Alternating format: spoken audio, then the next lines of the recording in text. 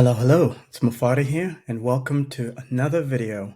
In this video, I'm going to walk you through some of the frequently asked questions that you might expect to get from a surveyor once you've started your application process to get a license to operate a home care business in your state. Now, it's important to remember this list of questions, the frequently asked questions that you might expect to be asked once a survey has been scheduled, varies by state.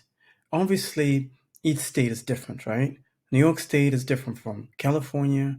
California is different from Florida. So some of these frequently asked questions may vary ever so slightly based on state. But the list that I put together applies for most states that you're seeking to get a license from. So I would say about 90% of these questions you can expect to be asked during a survey that has been scheduled by the state. Let's get into some of these questions, and it's going to be 7 category of questions. Let's get into it. So the first category is general information. Could be questions like, what is the name and address of your home care business?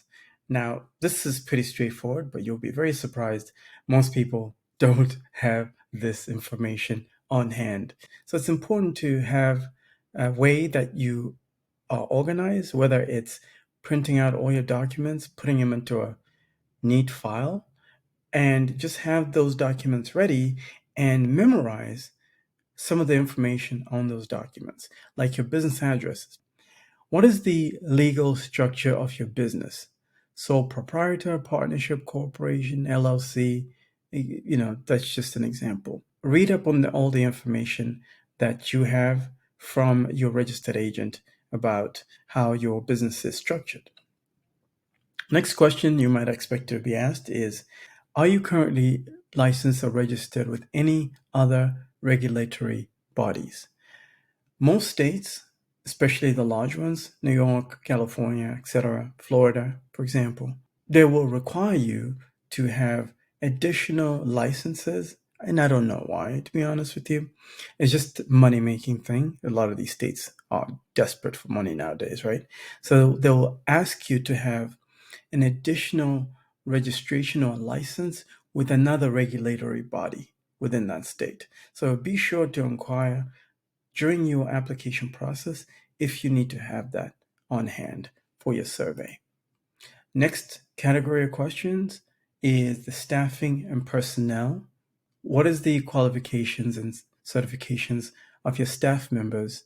For example, are they registered nurses, home health aides, or CNAs? So it's important for you to make sure that you're hiring people that are qualified. Next question you can expect is, how do you verify the background and credentials of your employees? There are ways to do that. Each state will have a way that you can pay a small fee. I know New York State does that. You pay them a small fee, maybe $60, $65. I'm not quite sure what the new rate is. Then they would do an FBI background check and a basic criminal background check. So you can tell them that that's what you do. The next question is, what is the staff to patient ratio you maintain? So is it one caregiver managing 12 patients, or is it one caregiver managing 2 patients? They need to know that. And it's also important for you to read the fine print within your state. What are the regulations for patient to caregiver ratio within your state? There might be states that are strict about that, so be sure to inquire about that as well. Next is, do you conduct ongoing training and education for your staff? Obviously, if you're in the startup phase, you can tell them, not yet. You can be honest and tell them, hey, not yet, because I'm still growing. Or you can tell them that, hey, listen, this is the plan that I have to train my staff on an ongoing basis over time. So you can show things like a training program that you've put together, or you can show an employment contract that stipulates that upon hiring your caregivers, you will be able to do a tuition reimbursement, for example. That's another common way that agencies show proof that they conduct ongoing training for their staff. Next is care services. What types of services do you provide to your clients? You should know the answer to this by now, because upon application, you need to know the exact services that you're comfortable delivering to your patients, whether it's a medical services or it's a non-medical services. Meaning, if it's medical services, it means that you'll need to hire like a registered nurse that will administer medications, for example. But with the non-medical agency, they will not be required to administer medication. Next question is, how do you assess the needs of your clients and develop care plans? So you need to show proof of that. How do you ensure the quality and continuity of care for your clients? You need to show proof of that as well. That's a really common question you will be asked. So be ready and prepared to answer that question. Do you have any specialized programs or services? This just goes down to the type of niche you have selected, right? So if your agency specializes, for example, in taking care of patients that have been discharged from the hospital, do you have a physical therapist that you can tap into, which is a specialized service, right? Specialized program for those types of patients. Because if somebody has, let's say, has had hip or knee surgery, obviously they're going to need some kind of physical therapy. So you need to show proof that you maybe have a physical therapist on staff that you can tap into as a resource within your agency. Next is policies and procedures. Oftentimes, a lot of new business owners, they get frustrated at this phase. Not to worry, my job is to ensure that your life is easy. What I've done is I've created these templates. These are dozens and dozens of Word documents that you can purchase, download, and just input your company's information right there. And most of these policies and procedures manuals, they're already done for you. So I've compiled these policies and procedures for you so you don't have to do a lot of the work. So everything is done for you, and these policies apply and work for any state. It doesn't matter what state you're in. It can be in California, New York, New Jersey. These will work for your state. Your surveyor is going to ask you questions like, can you provide your policies and procedures manual? In that case, if you purchase something from us, you can present those over to your surveyor. Next question you'll get is, how do you handle emergencies or critical situations? Those are articulated as well in your policies and procedures. How do you ensure client confidentiality and privacy? This is a tricky one for most agencies. If you're a registered nurse or a certified nursing assistant, or you've worked in the healthcare industry in general, you do know that most of your employers utilize software in order to manage employee data and client data because it's super sensitive information. So what I recommend is look up some of the software that is available on the marketplace. There are dozens of them. Some of the software that is available in the marketplace that enables you to be able to handle client, patient, employee data. So look into that. Next is, what is your process for documenting and reporting incidents and accidents? That information is also articulated in the policy and procedures that you purchase from us. And you have them forever once you made the purchase. Link in the description. Next are safety and environment type of questions, like, do you have safety protocols in place to prevent accidents and injuries? You need to be able to provide that, or at least articulate that.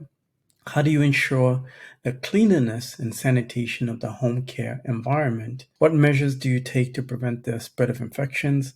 This is predominantly for agencies that are handling these sensitive types of illnesses. So if a patient has cancer, for example, or an autoimmune disease, you need to articulate on how you can take care of that situation because that's very sensitive. Do you have emergency preparedness plans in case of natural disasters or emergencies? Yep, that's also articulated in the policy and procedures manual that you'll purchase from us. Next is financial and insurance. Do you have liability insurance coverage? Most of the payroll processors, in this case, we recommend a payroll processor called Gusto, and I've done a video that covers that already. And I'll be sure to link some of those videos or stick around to the end of this video, and those videos will be recommended to you. Most of these payroll processors can help you find an insurance company where you can pay a premium to get liability insurance. It can range anywhere from $65 to maybe $100. It really depends on the level of coverage you're looking to get, and by state, as well as by the type of business or agency you're looking to start.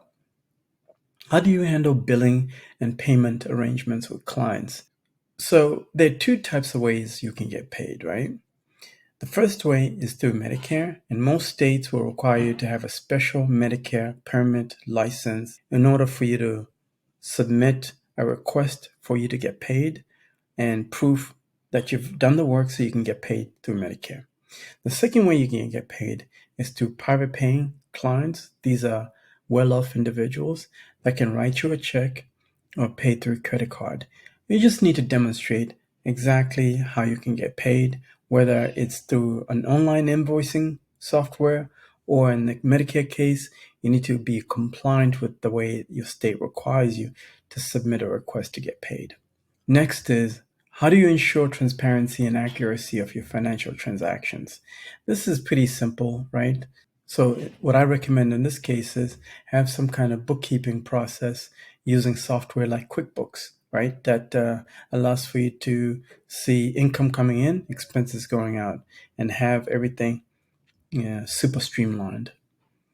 Are you in compliance with any financial or tax regulations? In the beginning, especially when you haven't started making money already, it'll be in your best interest to just present to the surveyor that you already have your tax ID and you're ready to pay taxes once you start making money.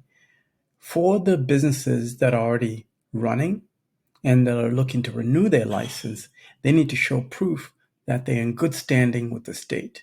They've paid their taxes on time. They're not delinquent as far as taxes are concerned. That's all they need to see in this case. Next is complaints and grievances. What is your process of addressing and resolving client complaints or grievances? How do you ensure client satisfaction and monitor quality of your services? Have there been any recent complaints or legal actions against your business? Again, if you are just starting up your business, you won't have any of this. But I do want to reassure you that if you purchase our policies and procedures, we have a section in their policy and procedures manual that articulates how you can deal with complaints and grievances. Okay, so I hope you got some value from this video, and I'll be sure to add this sort of cheat sheet, we'll call it, or checklist for you to download for free below this video, so you can at least have some level of confidence going into your survey that you know or you have anticipated the type of questions you will be asked. I hope you got some value from this video. I'll see you in the next one.